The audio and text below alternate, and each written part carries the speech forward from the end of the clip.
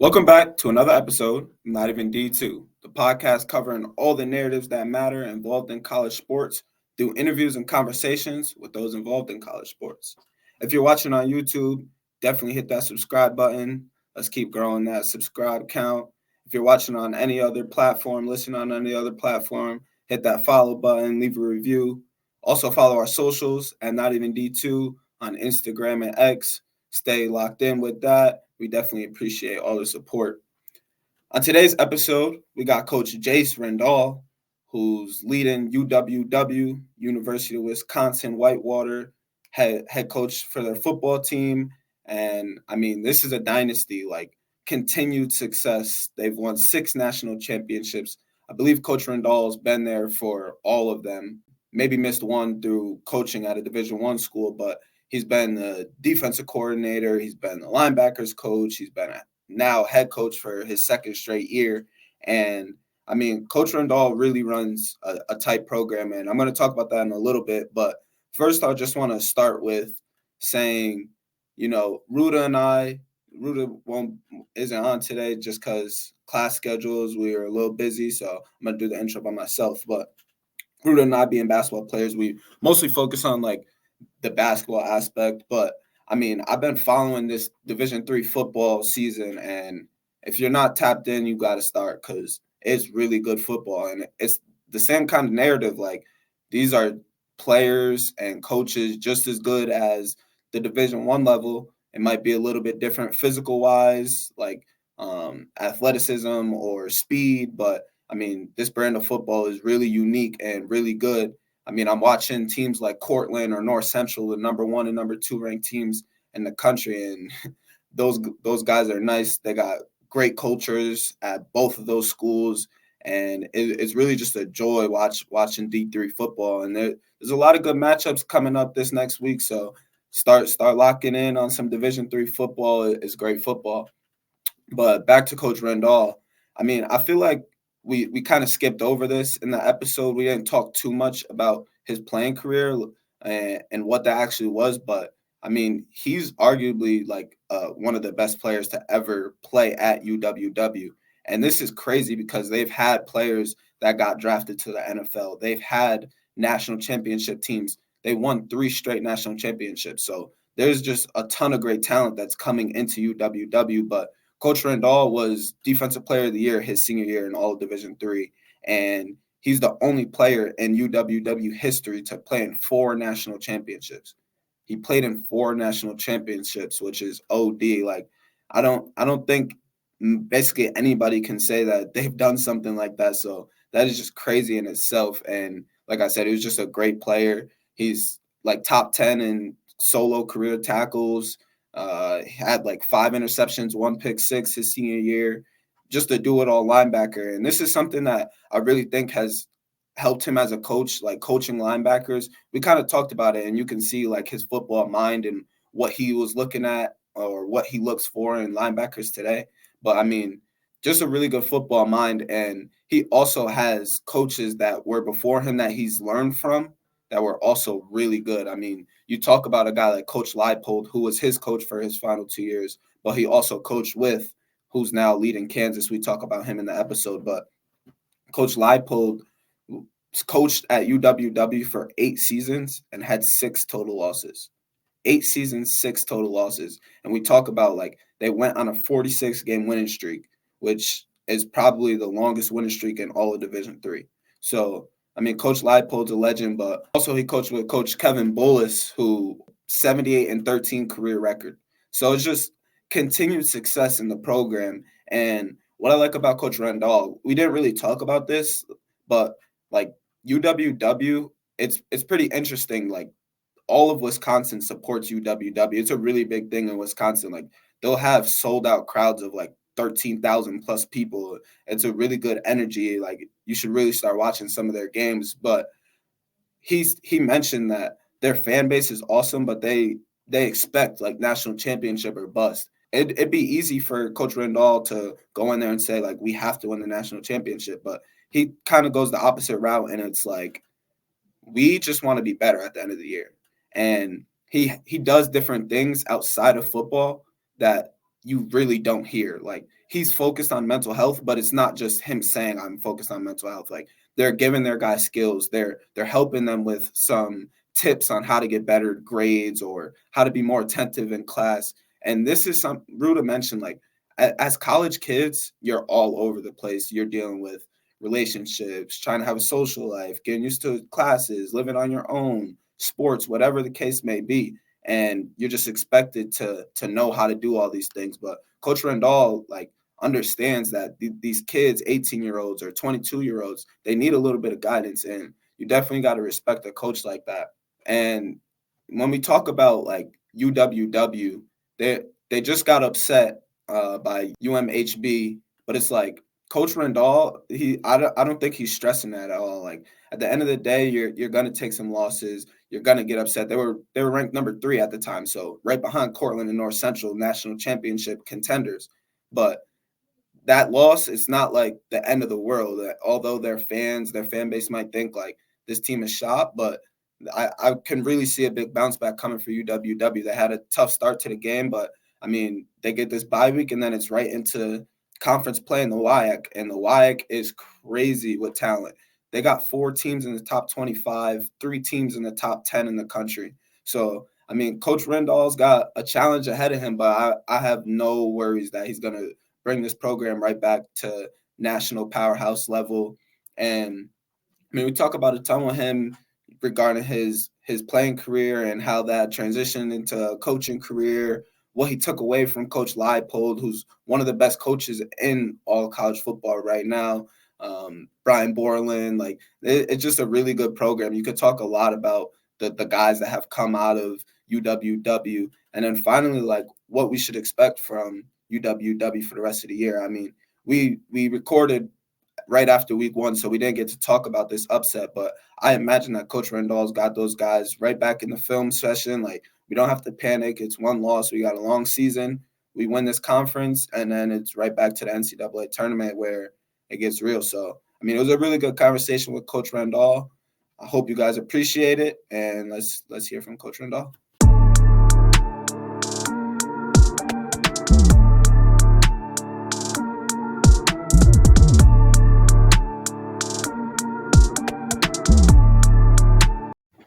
All right, we're here with Coach Rindahl. How you doing today?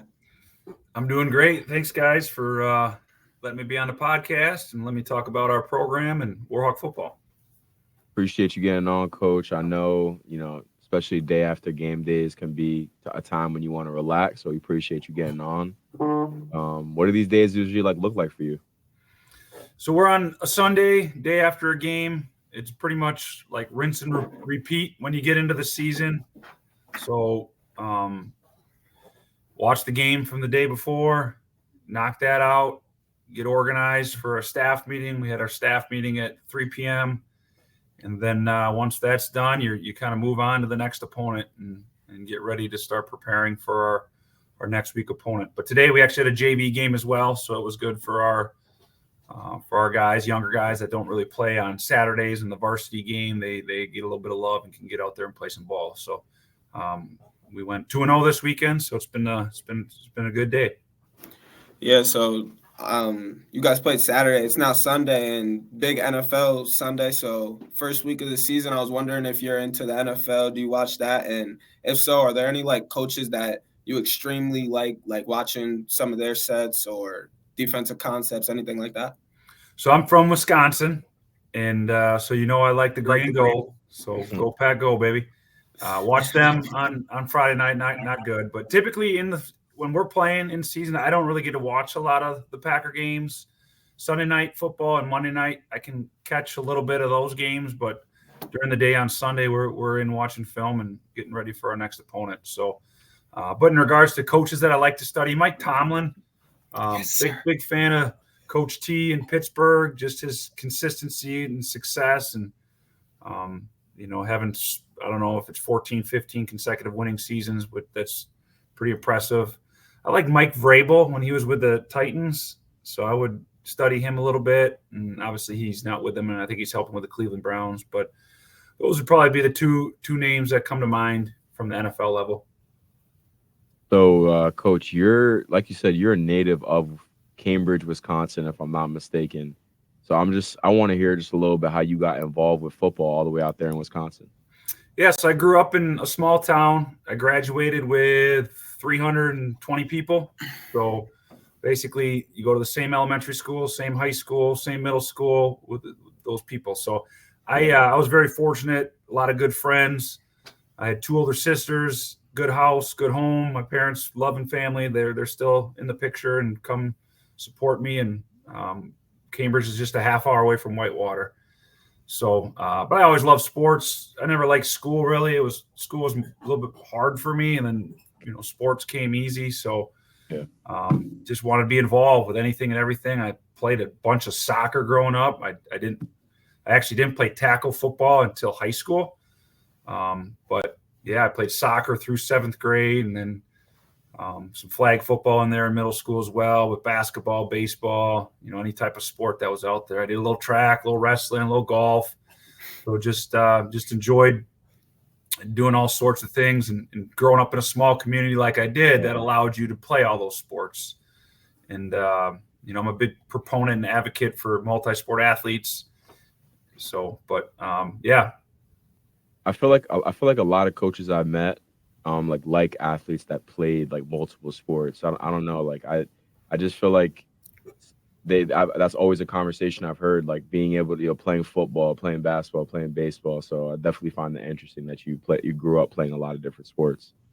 I think there's, sorry to cut you off, but there's so many lessons that you can learn from other sports, right? Like you think of wrestling, right? You're out there by yourself, right? You gotta get your butt kicked. You got to get up, right? Maybe you beat the person, you pin them, but you're by yourself. You're on the free throw line shooting a free throw. There ain't nobody else there to help you but you. You either make it, you miss it. So I think us as humans, right, we need to go through those challenges to be able to grow, and playing all those sports and doing those different skills, that only is going to help prepare you for, whatever focused area you are going to put your attention to, as you get older. Definitely a great point. I definitely like that insight. And, talking about your own like playing career, you were a great player at UW. So I just want you to talk about what you think you brought every Saturday playing the linebacker position. I think first and foremost, I was in an incredible situation. Good coaches, really good players.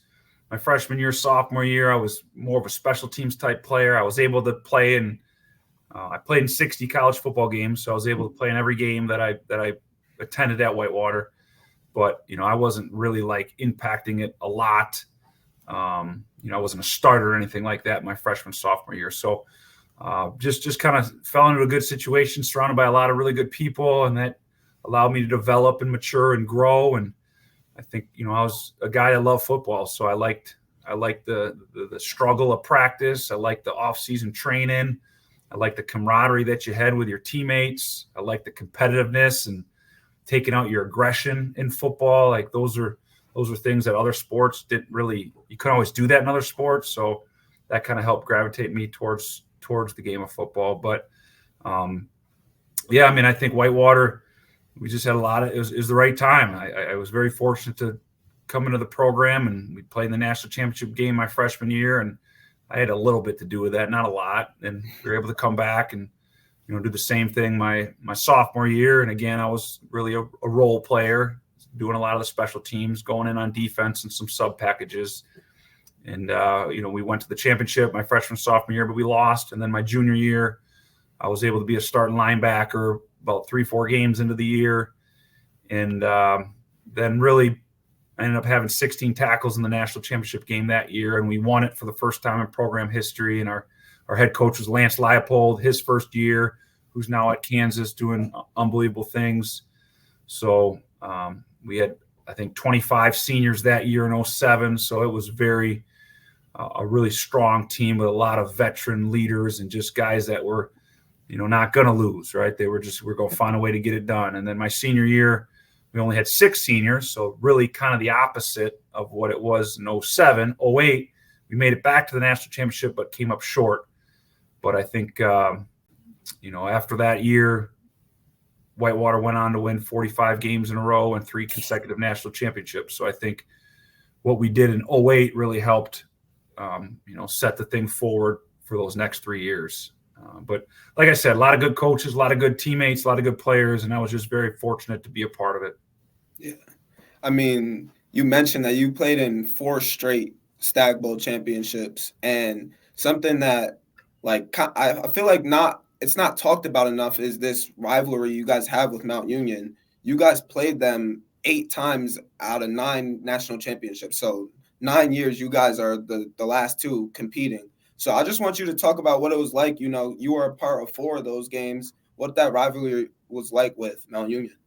So growing up in Wisconsin, being a football guy, being aware of college, all levels, you knew Mount Union because of their dominance and what they did at the Division III level. So for me to be a freshman, and sure enough, we play them in the national championship. I mean, the respect was there. Like, you knew who they were, you knew how good they were, you knew the program that Larry Karras had built. So, then obviously we fell short to them. Then we did it again the year later.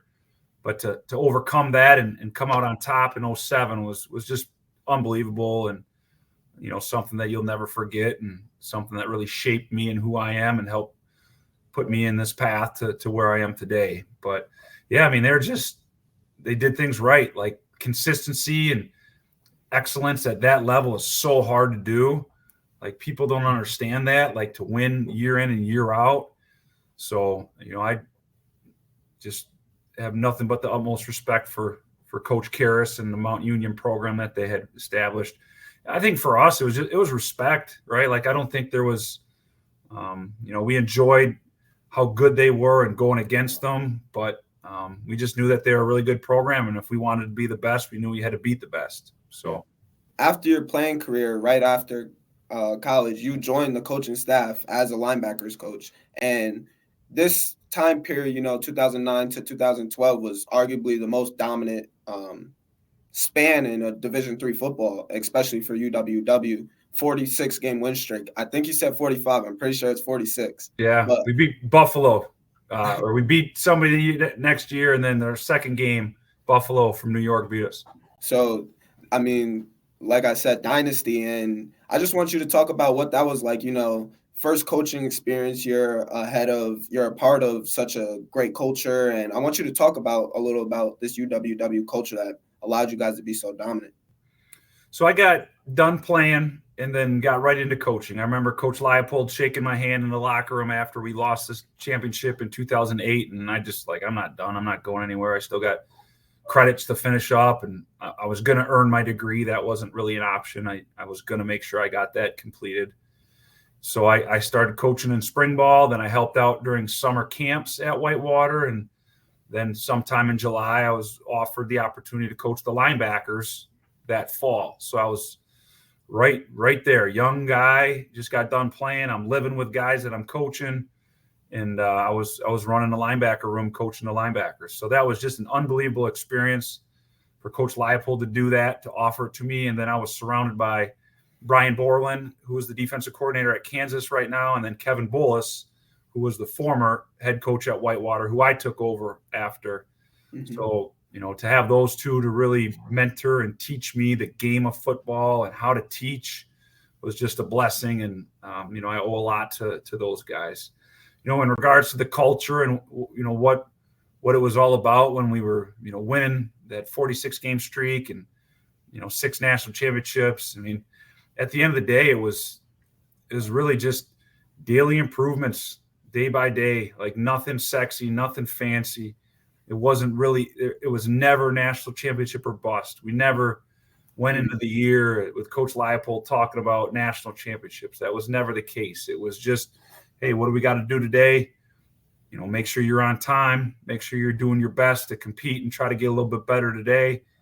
And, you really try to respect every opponent. You were very consistent in your preparation, how you viewed whether they were 3-6 or they were, 7-0. You really went into that preparation and that game plan with the same approach. And, Coach Leipold was very big on the details and the fundamentals. And that's kind of what our focus was which I think allowed us to grow and improve throughout the course of the year. We play in a really good conference in our league, the Wisconsin Intercollegiate Athletic Conference. You go through that sucker, you're going to get battle tested. And we knew that if we could win a conference championship, we would earn the right to have an 11th game. And we just felt that if we could get to that second season, we liked our chances because of what we had to go through in our conference. But, the culture really was about, going to work, trying to get better every day, and nothing too fancy. I mean, that's the culture of a winning program. When you have just the mentality of constant growth or stacking days, or like you're saying, none pretty. There's none, obviously everything that comes with winning is pretty, but the work that leads up to it is really the tough part that a lot of people really don't understand or really are sometimes not ready for. So I definitely respect that, Coach. And I want to hear more about, the influence that Coach Leipold had on you, both as a player and a coach, because he's a legend in his own right. He was at UW. He coached at U-Buffalo for, I think, 4 or 5 years. He was an assistant in Nebraska for some time. And he was assistant coach also at UW for a little bit. But he's totally turned around that Kansas program. And I just want to hear just his influence that he had on you. Yeah, I mean, it was incredible influence. I mean, I think of how I approach being a head coach. I'm not comparing myself, or I'm not trying to be him, but without a doubt, he's, somebody that's influenced me as much as any other coach that I've been around. And I mean, it was nothing is consistent. Show up, be the same person every day, right? Don't try to, ride the emotional roller coaster. Don't, too high or too low, right? Let's stay even keel. Let's go at this thing every day. Let's find a way to evaluate things and look at it through a lens of, okay, we did it. Okay, now let's debrief.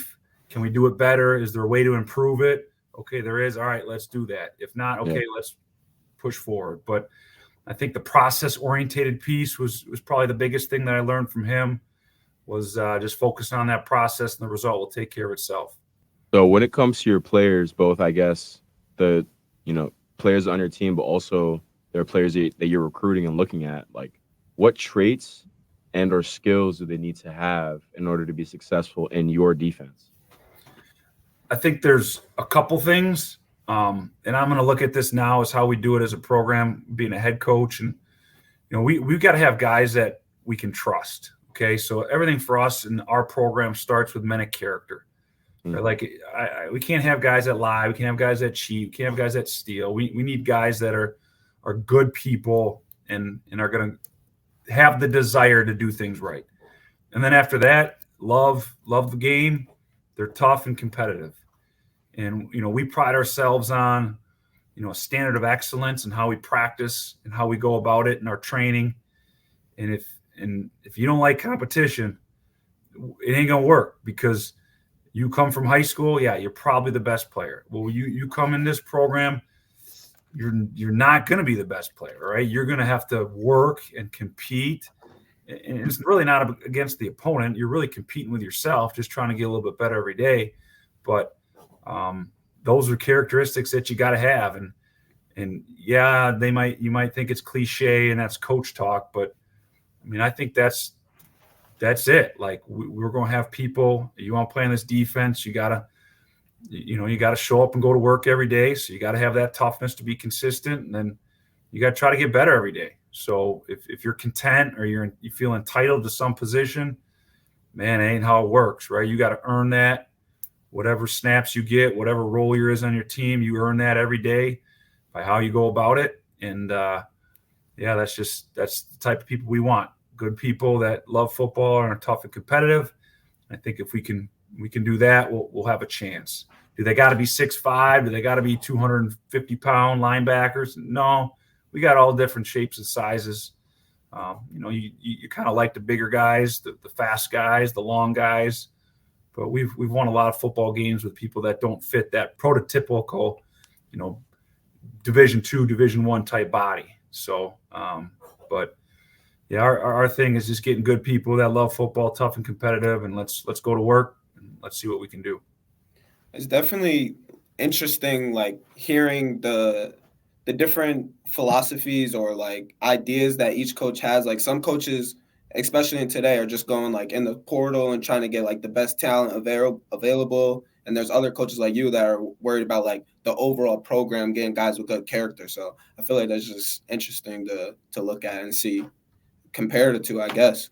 But this is the last thing we're going to talk about before we take a quick break. I feel like a lot of the teams you've coached, like the linebackers, have always been really successful. You've had all conference linebackers, all Americans, and these are most of the years definitely all conference. So I just wondering, like, you were obviously a great linebacker yourself. Is there anything like specific about that position or something you've been able to like almost crack to allow guys to be so successful under you at that position? I don't think so. I mean, I think it's a defensive approach, right? You have good D linemen that do their job. That allows a linebacker to do their job. Linebackers do their job. Now, you know, you got DBs that can prosper and get their flowers. So I think it's just working together, buying into your role, committing to the team and what's asked of you. You know, I always like guys from a linebacker. I don't want to be robots. Like I try to coach guys to track the ball, see the ball. You know, quarterback tells you a lot. So can we have eyes on the quarterback? Can we read that front shoulder? And can we see that football versus maybe staring and kind of having tunnel vision? Or, you know, some defenses are a little bit more aggressive where they're going to take linebackers and, you know, run them downhill and try to get TFLs. And, you know, that wasn't, you know, really our approach. It was more conservative and just more, you know, we wanted 2.7 yards or less. It was our rushing goal. Okay, well, right, if they get a 2-yard gain, we're okay with that because we're going to get our goal.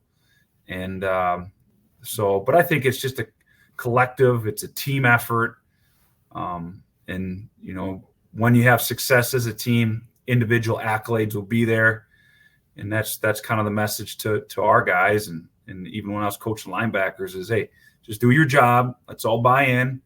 Let's go after this and compete as hard as we can, and everybody's going to get their accolades, right? You're going to get it if the team has success, team wins. You know, there's going to be more all conference. There's going to be opportunities for people to be all Americans, but we got to focus on this team and doing our job and making this team the best that we can make it. I like that, and we're definitely going to continue talking about UWW's culture after the break. So stick with us. All right, we're back.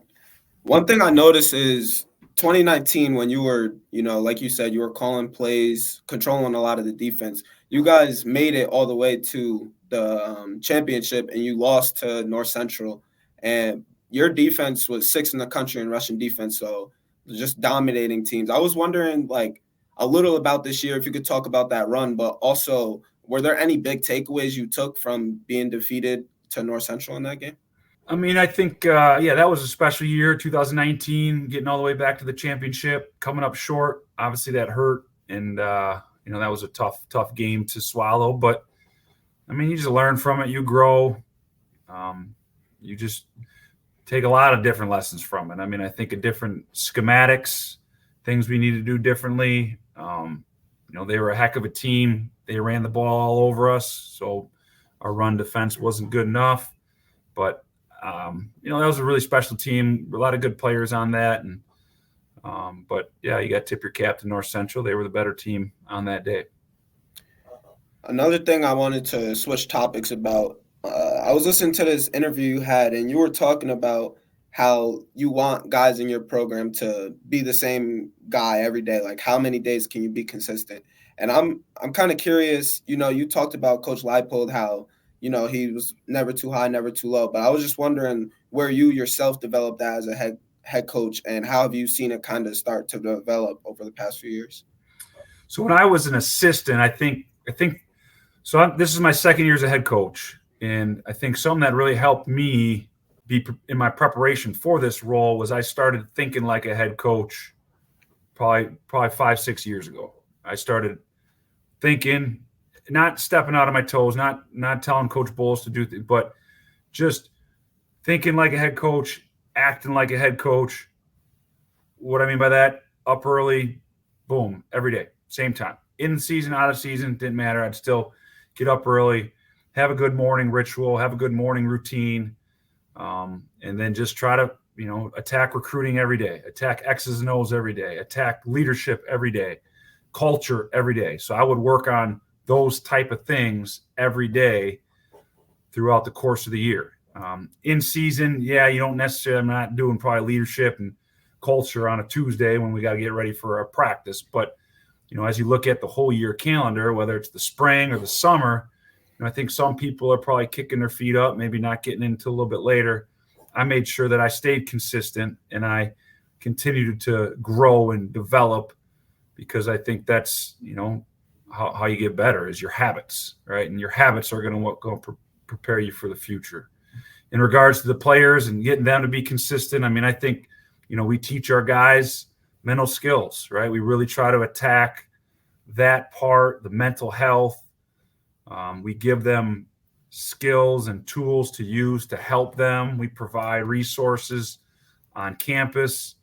We teach attitude, which, Jay Wright, that's probably your guys' area over there with Villanova. He had one word as a program, and it was attitude. And, we used Coach Peshek, our offense coordinator, taught that to our team this fall. And, those are things that just because you talk about it doesn't really mean anything.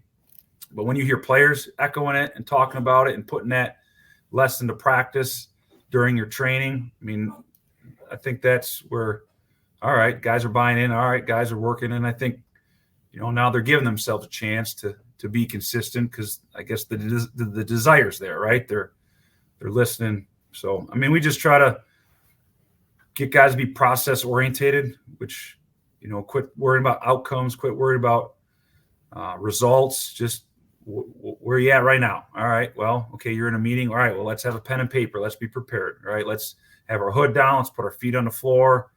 If my mind starts wandering and starts going to la-la land, all right, well, how do I get my mind back in the present so I can take advantage of this meeting?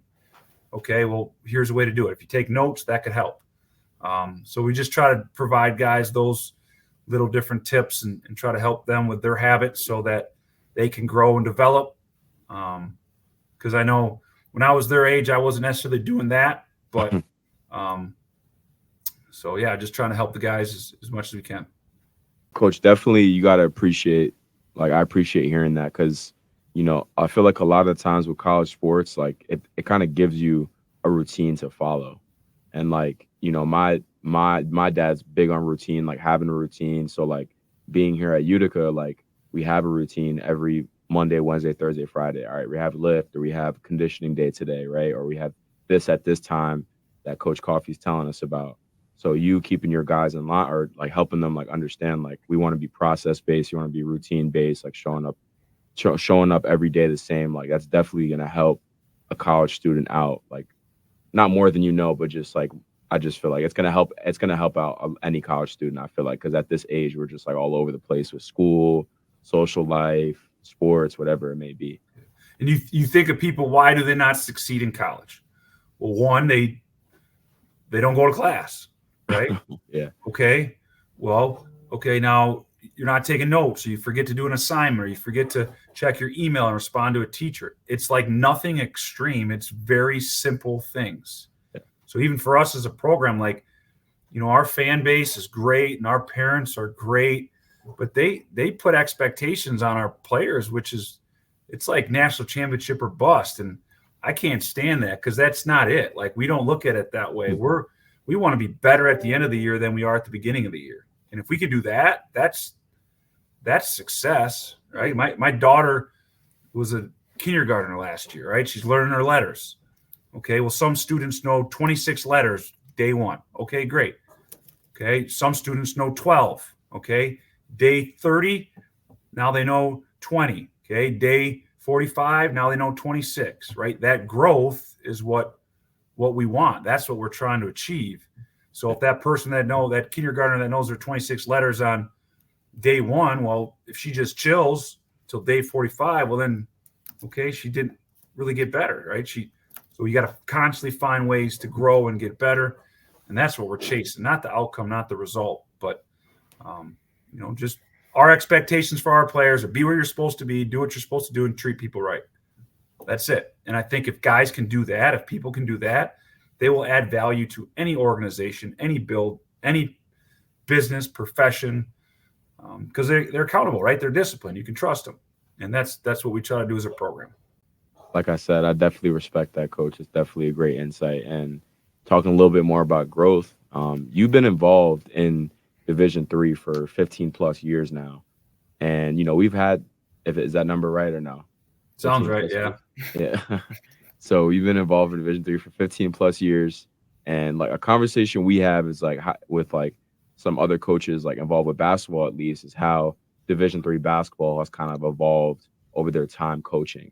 So it makes like, Cage and I curious, how have you seen D3 football especially evolve in your time in the division? So when I first got to Division III, 05, we're watching film on VHSs. We got a cart with a projector, and now everything's on Huddle, online. So I think just technology's advanced so much that's helped the sport and helped players, play at a higher level because of that. You look at now we got sideline replay, and we got iPods on the sideline of games, which we didn't have last year. So, I think some of that stuff's good. Some of that stuff I don't really like, but you better evolve because things are going to change, and that's a constant, right? And we all know that things are going to change. So you better adapt, or you're going to get left behind. And I think the sport's at a great spot. Player safety is evolved, and we're smarter with how we take care of our guys. Just training. We used to, when I was a player, I think we had a walkthrough on a Friday. In fall camp, we would have 2 days. We don't do that anymore, right? We have no 2 days in fall camp. We have a day off every 6 days. Every week you have at least one day off. And in season, we've kind of modified our training plans to be just more health conscious and recovery conscious and player safety as well. So, but I think everything is heading in the right direction. I think football's in a great spot. I can't say I love the transfer portal NLI type stuff, but that's just part of it. So we got to kind of get some parameters around that. Probably it doesn't really affect us as much at our level than it does at the higher levels, but things change, and that's part of it, and you better adapt or you're going to get left behind. I definitely 100% with you. And like you keep saying, like, even though you might not like the transfer portal, you might not like NIL, you still got to be better than you were like yesterday, or just constant improvement. So I'm with you on that. And kind of to wrap things up, actually I have two questions. First one, just a quick one. Like, you guys are ranked preseason number 3 this year. How much like attention are you guys paying to, oh, this team is ranked this, or we're ranked this, we're disrespected? Talk to me about that. 0. I don't know. We played John Carroll yesterday. I have no idea. I'm pretty sure they were top 25, but I have no idea what they were ranked. And that's a Coach Leipold thing. Like, that stuff just becomes a distraction, right? When you're focused on the ranking of your team, then you're not focused on what you got to do to get better. So, that doesn't really matter. It goes back, nameless gray face, as we were talking about a little bit earlier, is whoever the opponent is. It's not really about them. It's about us and how we go about it and how we play and the controllables that we need to be great at. And those little things that we emphasize every day, that's what's going to get you to where you want to go. So don't put much into that ranking stuff at all. And, on the same kind of lens, this team is obviously very talented. You guys want to know, just beat top 20 ranked team in the country, dominant win. Just talk a little about this year's roster and what the not expectations, because we're just trying to be better by the end of the year, but a little about what you're thinking for the season. So this is my second year as a head coach. So a lot of lessons learned from year one, a lot of growing pains. We have our entire coaching staff back, so all of our position coaches return. And I think that's something that's probably not talked about enough. Like, our offensive staff is in year 3 together. Our defensive staff is in year 2 together. And that's big for the student athletes. When they hear the same voice from their coach, their teacher, They're here in the same scheme for 3 years or 2 years, and that's very important in the development of a young man and getting the guys to play great defense or great offense. So, having all of our coaches back, I think, is a huge factor on the performance that we had yesterday and what we're going to be able to do this year. We got a really good group of seniors, 20, 25 plus. 2020, we didn't have football here in Wisconsin, so those guys basically redshirted that year. We got probably 20 of those that are fifth-year guys. Then on top of that, you got probably 10 that are, I don't know the numbers, but somewhere in there that are 2021 graduates. So you got a big senior class with a lot of veteran leadership type guys there. So I think that's gives you a lot of excitement and some confidence as we continue to push forward with our year. But we really look at things incrementally as we kind of talked about the process orientated piece.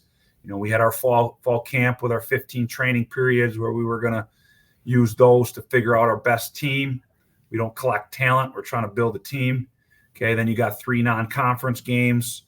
All right. Well, we're going to play, probably a little bit more personnel groups. We're going to rotate a little bit more, use those 3 games. That gets us to bye week. Okay. Now we're going to self-scout, self-evaluate, really look ourselves in the mirror and figure out how, where do we need to improve? What are our strengths? Who can we trust? Who do we maybe need to, how can we adjust those depth charts to get our best players on the field?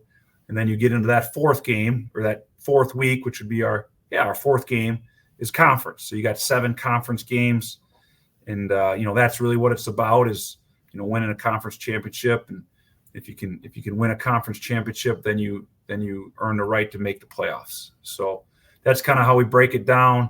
We got a huge challenge coming up next week with a D2 school. We got to go on the road and play there. That I'm pretty sure they got a bunch of transfers, so they're going to be really loaded. And the head coach has been there for a long time, so he's done a heck of a job with their program. And that's a huge challenge for us, but we're excited for the opportunity and just got a lot of work to do this week to get better. I mean, we're definitely going to be following UW this year, so stay locked in. We're going to end this episode with a little rapid fire and starting 5 edition, so let us know when you're ready for rapid fire. I'm ready. All right, Coach. First rapid fire question I got for you. Favorite football memory outside of winning the Natty? Just locker room, hanging out with the guys in the locker room. Did you have any favorite teammates or funniest teammates that you remember from your time either coaching or even playing? Brian Richkowski was a quarterback. We had a lot of fun together. Greg Arnold, Lane Olson, Matt McCulloch, Dan Prawl. Those would be some guys. Favorite Green Bay Packers player that you loved watching maybe growing up or even as Brett an adult? Favre. Brett Favre. That's tough. I like that. I like that pick. Are you taking him over Rodgers in terms of Packers QBs or not? I'd take Rodgers. Okay. A-Rod. Monday Night Football tomorrow. Yeah, man, he couldn't win the big games, man. I loved A-Rod. He couldn't get it done in the big games, which I know it's a team sport, but he had the ball in his hand on a few of those, and he couldn't quite get it done. So that's when you need to do it. Yep. And then last rapid fire question. I'm just wondering if you listen to music before games and stuff like that, and if so, what's in the playlist? Drake, Thank Me Later. Yeah, I like it. My music game's pretty weak though. I'm stuck on Jay-Z and Drake, and that's tough. I don't even have Spotify, so I'm like I said, my music game's pretty weak. But Jay-Z, I got 3-4 albums of his on my phone, and then probably 3-4, probably more than that of Drake. So Drake was my college years. That's when he was just coming out. So yeah, a lot of fun. I like Jay-Z and Drake, so I have no problems with those choices, Coach. Facts. But I think my wife and I, we got married, and then the two concerts we went to Tom Petty, and I went to Jay-Z in Chicago. You talk about diverse and totally opposite, but that's crazy. I like music. I like sports because I think they bring people together, and it's kind of what I'm all about. I hate politics. Why? Because it does nothing but divide and wedge, and that's what it's meant for. That's not what I'm about. You go to a concert, don't matter who you are, any of that stuff, right? Everybody's there for the same reason. You go to a football game, most likely, obviously, there's an opponent, but for the most part, right? You're all there to watch a game and cheer on your team, and it's not that division stuff. I'm with you on that. And we're going to transition to top 5 edition. So if you're a coach and you get to, I guess, just list these guys, this is not really a special edition, but I just want to hear if you had to list the top 5 linebackers you've coached. Oh, I don't know if I can do that. I got a different one if you want me to change it. Yep, different one, please. All right. So we're going to do a top 5. And this one's going to be for the offense, though. Okay. So we're going to do, if you get to pick a quarterback, a running back, 2 receivers, and a tight end, building your ideal lineup, whatever programs you've been a part of, just build that. Quarterback, running back, 2 receivers, and a tight end. Oh, okay. So I would go from Whitewater, you're saying? Anywhere. Okay. Tom Brady, quarterback. Randy Moss. No. People that you've been, like, coached. I've we'll just go Whitewater district. I coached elsewhere, but Jeff Donovan was our quarterback my senior year. Jado, he was a 2-sport athlete. He was fun guy to be on the team and heck of a player. Jake Kumro played here. He was in the league for a few years, dominant. Derek Stanley would be the other one that would come to mind. He got drafted by the Rams in the 7th round back in 2006. Give me their position too, just so I know. Receiver. Derek and Jake were receiver. Jeff was quarterback. And then what's the other? Tight end and running back. Tight end. Pete Schmidt played tight end here. He was a stud, All-American. He played in the league too. But I'm going to say Brent Campbell as well. Brent Campbell is an MMA fighter right now, heavyweight. He was a stud here at Whitewater, big monster. So I just cheated there. I went 2 tight ends. What's the last one? Running back? Running back, yeah. Yeah, we had. I'm gonna go with Lavelle Coppage. He was he played 4-time All-American my senior year. He was a freshman. I don't know what stats he broke, but he's got hella touchdowns. You name it, right? Like he's got 4-year starter, 4-time All-American. So he was a stud, difference maker. Married a girl from Stoughton, which is near Cambridge, my hometown. So the L train. That's tough. I like that lineup. And that's going to do it for another episode and Not Even D2. I definitely appreciate you coming on a day after a game, big win. And like I said, we're going to be locked in for the rest of the season. So good luck the rest of the year and continue the dominance. Appreciate you guys. Thanks for having Warhawk football and myself on the pod. Thanks for tuning in to another episode of Not Even D2. If you haven't already, make sure to go follow all the socials at Not Even D2. You can catch every episode on Apple Podcasts, Spotify, YouTube, or wherever you listen to your podcasts. I'm your host, KJ Allison, and I'll see you next episode.